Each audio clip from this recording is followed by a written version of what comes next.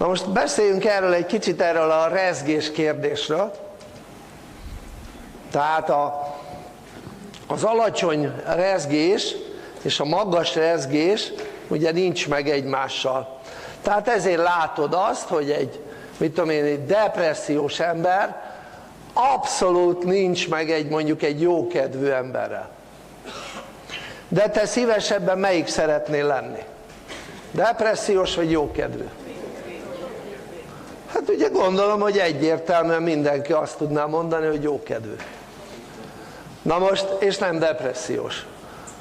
Na most gondold végig, ugyanígy a fentiek nincsenek meg a lentiekkel, mint ahogy nincsenek meg az emberek se a depressziósok a jókedvűekkel, és a jókedvűek a depressziósokkal. Ugyanúgy. Ami annyit jelent, hogy ez a két faj, ez ugye lélekben egyforma, de mégis rezgésben teljesen más, és teljesen más kísérletből származik ez a két faj. Nem a lélek származik más kísérletből, hanem maguk a testük. Csak annyit érdemes tudni, mind a két fajnál, a fenti és a lenti létforma esetében, hogy a testüket nem úgy használják, mint az emberek. Az embereknek úgy tűnik, hogy a testük az létformájuk, a fentieknek és a lentieknek a testük az nem létforma, hanem eszköz.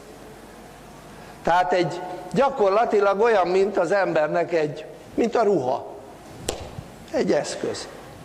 Tehát ők gyakorlatilag bizonyos célokra használják a testüket, és nem állandóan. Te is a ruhádat bizonyos célokra használod. Csak annyi, hogy neked sokféle ruhád van, nekik alapvetően egy testük van. De a test az két különböző kísérlet következménye. A fentiek és a lentiek teste alapvetően különbözik, mert a lentiek teste ahhoz kellett, tehát olyan testet kellett létrehozniuk, amely az alacsony rezgéshez alkalmazkodik, mert ugye alacsony rezgésűek a lenti létformák. Tehát a testnek is alacsony rezgésűnek kell lenni. A fentieknek a teste ugye meg kell felelni a magas rezgésfeltételeknek, ezért olyan testük van, amely a magas rezgéshez alkalmazkodik. Tehát ugye ez nem tud működni, hogy például egy magas rezgésű lelki lény, az mondjuk belebújjon egy alacsony rezgésű testbe. De ugyanígy nem működik az, hogy egy alacsony rezgésű szellemlény, tehát lelki lény, belebújjon mondjuk egy magas rezgésű testbe. Tehát ez nem működik. Tehát az alacsony rezgésű testhez alacsony rezgésű szellemlény kell, ugye az a lélek, és egy magas rezgésű testhez magas rezgésű szellemlény, tehát lélek kell. Tehát ebben is alapvetően különböznek. Na most én ugye megkérdezném, hogy alacsonyabb rezgésű testek itt a Földön, amely képes mondjuk valamilyen szinten kétéltű üzemmódra. Azok melyikek?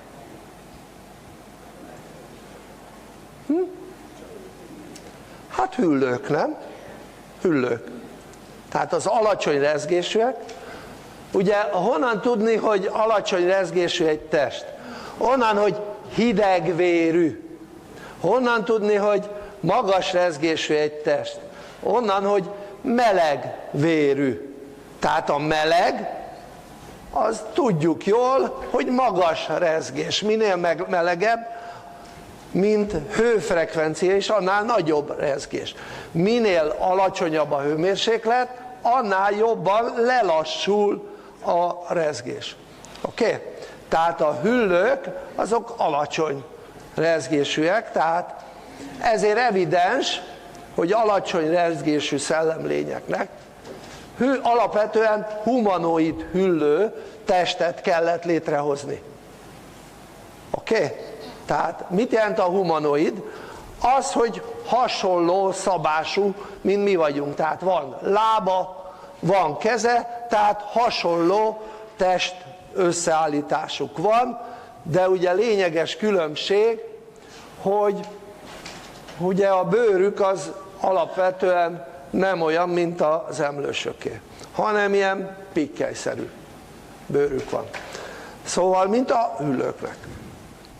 Na most a fentiek pedig ugye magas rezgésű testekből vannak, ne teljesen úgy képzeljétek el, mint mi vagyunk, jó? Mert mi, hát bocs, hogy ezt kell mondani, hogy mi korcsok vagyunk.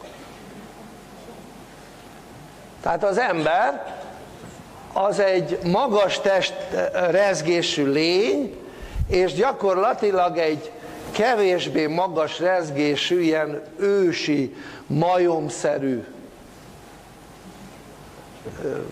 kicsit talán a gorillához hasonlító, de annál fejlettebb, majomszerű lény, keveréke, tehát a keverékekre azt mondják, hogy korcs. Nem?